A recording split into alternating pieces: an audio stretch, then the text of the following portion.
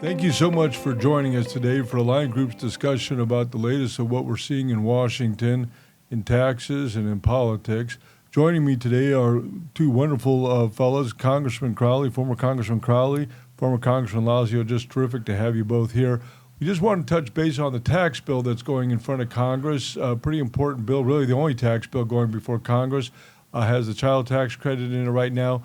For a lot of our folks listening, has an important fix to 174 to the R&D credit, as well as some other provisions on it. Congressman Lazio, maybe start with you. Tell me, how do you see the road ahead for this coming up? Yeah, first of all, Dean, we've gone further in addressing this 174 amortization issue than its initial adoption in the Tax Cuts and Jobs Act back in 2017. That's the good news.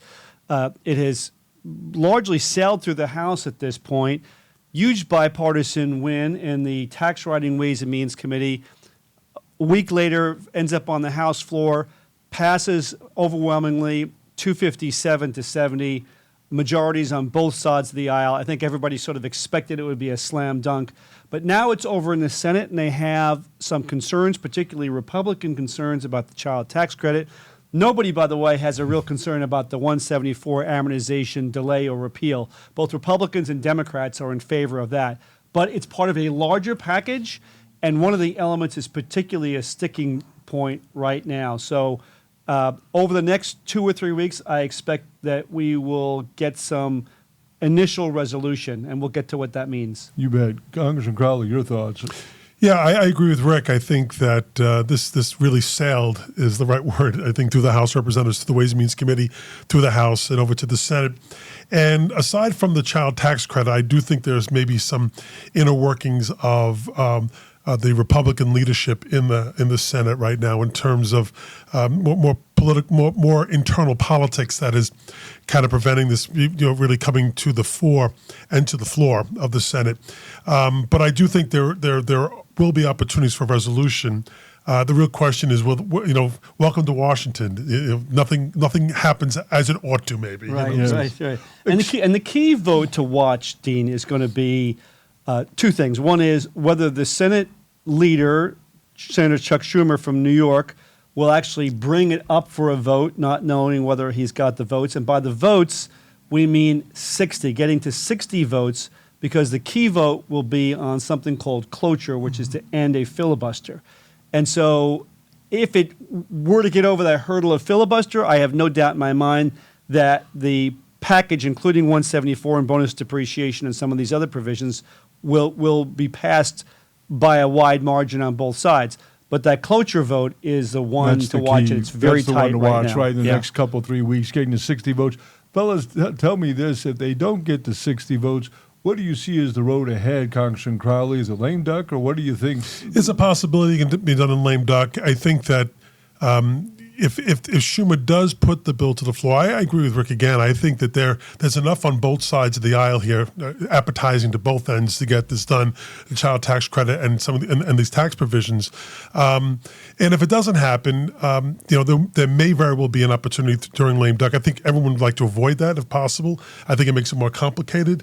And certainly if it doesn't happen, then it gets punted into next year. It becomes even more and more complicated. So I do think there's a lot of reasons why members in the Senate would like to get this done before that. It's really a question of the politics. Will it allow it to actually happen? I got you. Rick, any thoughts? And why don't you give us any closing thoughts you've got, too? Yeah, again, the primary issue that is impacting Republicans, there are several, but the design of the child tax credit, in particular some sub-issues around refundability and what's called a look-back provision, which is not so relevant to our business folks, but it is very much part of this legislative discussion. If they can resolve this, Republican and Democratic Senate negotiators, that clears the way for this bill. I would also say that it is possible, although the lane narrows a bit, Dean, that if this particular package falters, they could potentially come back and revisit a remodeled package, whether it's the lame duck session after the election or within a few weeks afterwards. What probably won't happen would be come late in the summer or fall when it's too close to Election Day, you probably won't see a deal in that context. So again, you've got 2 or 3 weeks from now where you may have the first vote.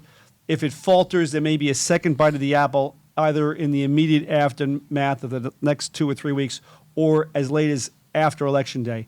But right now, all eyes are on that April vote on cloture. Well, thank you, gentlemen, very much. It was very informed and knowledgeable, and I know this is something that's kind of in the forefront of everyone listening, and hopefully we'll get some clarity, or at least a little bit more clarity here in the last 2-3 weeks. But we greatly appreciate everybody joining us here at Alliant Group and being part of today's programs. And with that, gentlemen, any last closing comments, Congressman? I'd only suggest that if this bill actually passes when it does, it should be called the Rick Lazio tax bill, because he's played such an integral right. part and role in both the House and the Senate in persuading people to seeing the advantages of this. I think that's a good point. I think we've been very proud at Alliant, and you're right, Rick's been so good at making certain that members understand how much the 174 is impacting small and medium businesses. It isn't just the big boys, but that it's a very serious problem for small and mediums, and I think that's made a difference. But Congressman Lazio, I'll let you have he hasn't objected. No, There you go. no objection. I'll let you have the Thank you last very word, much. Thank you. Congressman. Thank you.